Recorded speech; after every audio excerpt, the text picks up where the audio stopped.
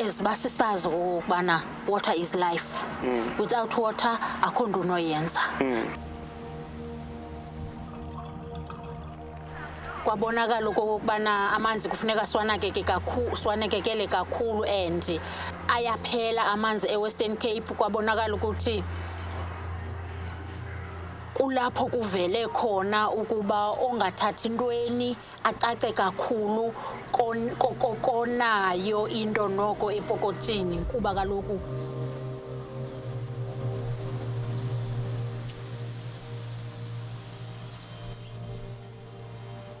The Sensemaker project is part of a bigger piece of work that I've been doing.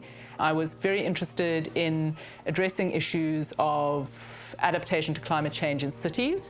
And for me, a lot of the adaptation to climate change is experienced through a water lens, both through drought and flooding. I'm also particularly interested in what it means in cities in Southern Africa, and so issues of inequality are very important to address. And of course, people have very unequal access to water services, to resources to adapt to climate extremes.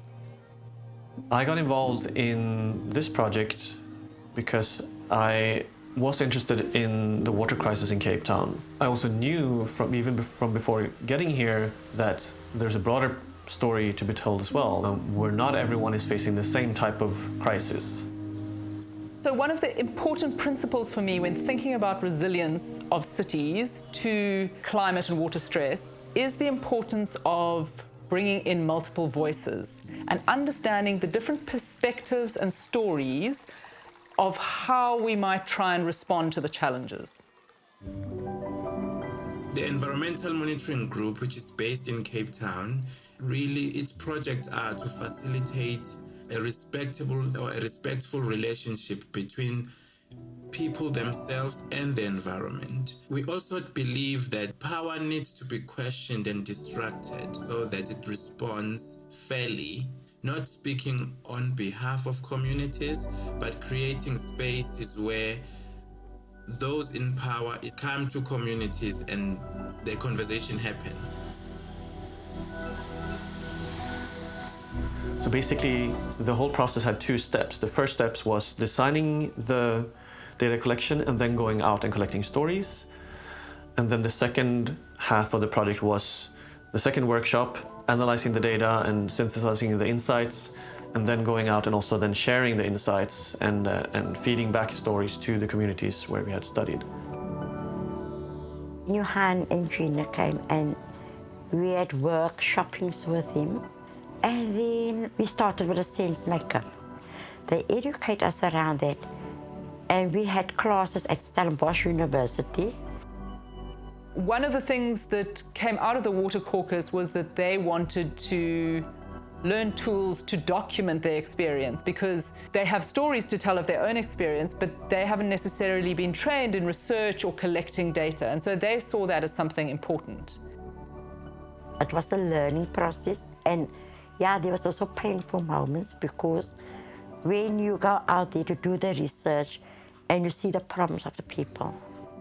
ezokubana uyuthetha nomuntu uyumcacisela ukubana ndingolapha emakhaya uyandazi mos nam ndinale meter box unayo ithini wena eyakho into atsho umuntu avule isifuba sakhe uba ubone ba umuntu ebexakwe indawo anothathethe kuyo.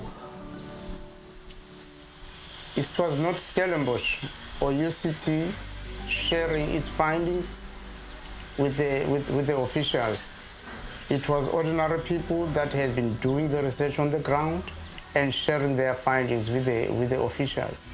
Officials begin to realize that people can be able to do this, and then they are presenting something with facts, tested data on the ground.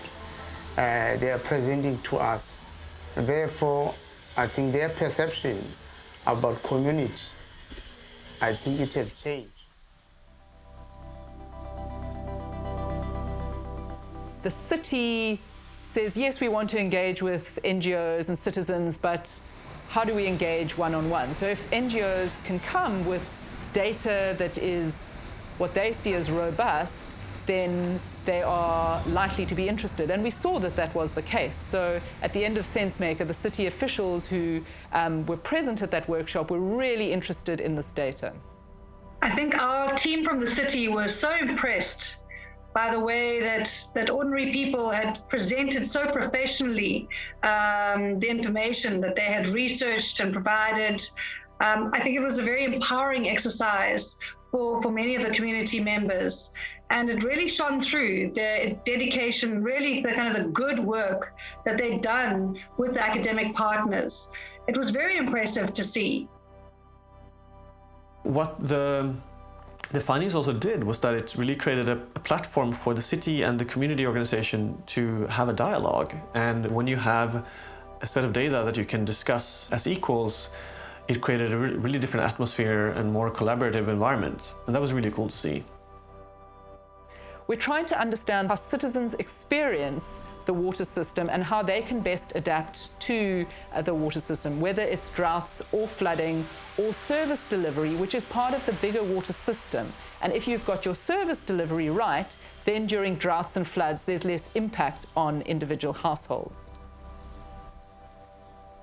This is an unusual situation because usually what happens, researchers come from institutions of higher learning and come and gather information and present that information to officials and other academics.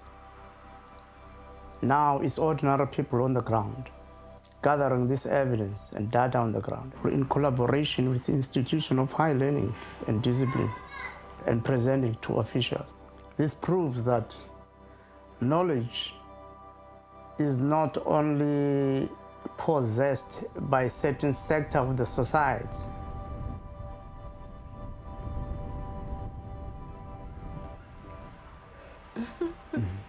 Do you have hope for the relationship with the city, that it could become better from here on out? Do you have any hope? Ewe, likhona ithemba. There is hope, yes. Yes, there is hope.